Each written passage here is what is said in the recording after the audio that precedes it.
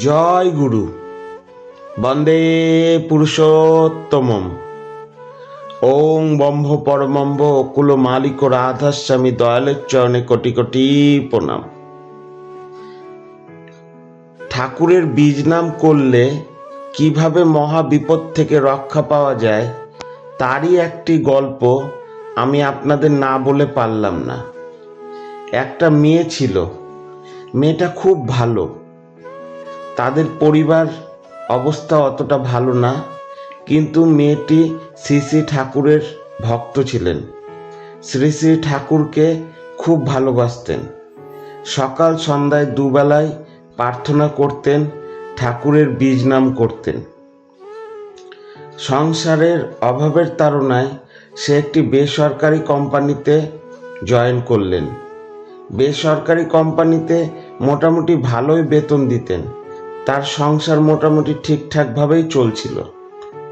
কিন্তু তারপর টিভিতে, খবরের কাগজে চোখ রাখলেই মেয়েদের বিপদের কথা শুধু শোনা যায়। কোথায় মেয়ে ধর্ষণ হচ্ছে, কোথায় মেয়েকে মেরে ফেলা হচ্ছে, কোথায় মার্ডার হয়ে পড়ে থাকছে মেয়ে। তো মা বাবার বড্ড ভয় হলো। মেয়ে কাজে যেত সকালে, আসতো বিকালে। তবে এর মধ্যে একটি ভালো দিক ছিল, মেয়েটি বিকাল 4টা-5টার মধ্যেই বাড়ি চলে আসতো, রাত হতো না। এইভাবে ভালোই বছরখানিক চলতে লাগলো। তারপর একদিন আসলো ইয়ার এন্ডিং মাসে। উপরের বসের চাপের কারণে, কাজের প্রেসারে কাজ করতে করতে কখন রাত্রি 10টা বেজে গেছে সে টেরও পায়নি।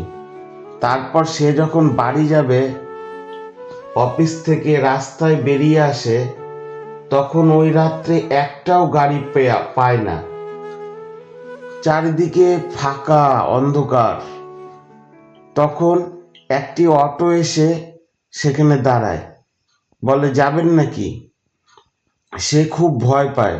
অটোতে একটাও যাত্রী ছিল না, কিন্তু সে ঠাকুরের বীজ নাম করতে থাকে, অন্তরে ঠাকুরকে খুব করে ডাকতে থাকে। কিন্তু মেয়েটির কোনো উপায় নেই, আর গাড়ি ঘোড়াও নেই। তাই সে অটোতে সাহস করে বসে পড়ে। সে আসতে থাকে, অটো চালু হয়, কিন্তু ড্রাইভারটা তার সামনে লুকিং গ্লাসে মেয়েটার দিকে বারবার দেখতে থাকে আর ফলো করতে থাকে। এতে মেয়েটা আরো ভয় পেয়ে যায়। তখন সে খুব করে বীজ নাম করতে থাকে, ঠাকুরকে স্মরণ করতে থাকে। এরকম করতে করতে মেয়েটি যখন বাড়ির সামনে চলে আসে, তখন মেয়েটি ড্রাইভারকে কোনো রকমের টাকা ছুঁড়ে দিয়ে দৌড় মেরে বাড়িতে চলে আসে। মেয়েটির পিছন পিছন অটো চালকটিও দৌড়াতে দৌড়াতে বাড়িতে ঢুকে পড়ে এবং মেয়েটি চিৎকার করে এবং পাশের ঘর থেকে মা বাবা চলে আসে এবং মেয়েটি বলে, কি হয়েছে, আপনি আমার পিছন পিছন কেন আসছেন? তখন অটো ড্রাইভারটি বলে যে আপনি তো একজনের ভাড়া দিয়েছেন, আরেকজনের ভাড়া দেন। তখন মেয়েটি বলে, না, আমি অফিস থেকে তো একাই এসেছি, তো একজনের ভাড়া দিব না তো কার ভাড়া দিব? তখন মেয়েটির মা বাবা অটো ড্রাইভারটিকে বোঝান যে আমার মেয়ে তো একাই এসেছে, তো দুজনের ভাড়া কেন দিবেন? তখন অটো ড্রাইভারটি বলে, না, আপনার মেয়ের সাথে একজন বয়স্ক করে লোক এসেছিল, তার ভাড়াটা অবশ্যই আমাকে দেন। তখন মেয়েটি বলছে, না, আমি একাই এসেছি। তখন ওই ঠাকুর, ওই ঘরটিতে শ্রী শ্রী ঠাকুরের ছবি টানানো ছিল। তখন অটো ড্রাইভারটি শ্রী শ্রী ঠাকুরের দীক্ষিত ছিলেন না। তখন মেয়েটিকে দেখিয়ে বলে, আপনি তো ওই লোকটার সাথে এসেছিলেন, তোর ভাড়াটা আমাকে দেন। এই কথা শুনে মেয়েটি আর মেয়েটির মা বাবা সবাই অবাক। মেয়েটির চোখ দিয়ে ঝরঝর করে জল বেরোতে আরম্ভ করে। ঠাকুর যে তার ভক্তদের কিভাবে ভালোবাসে তার জলজান্ত প্রমাণ এই গল্পটি।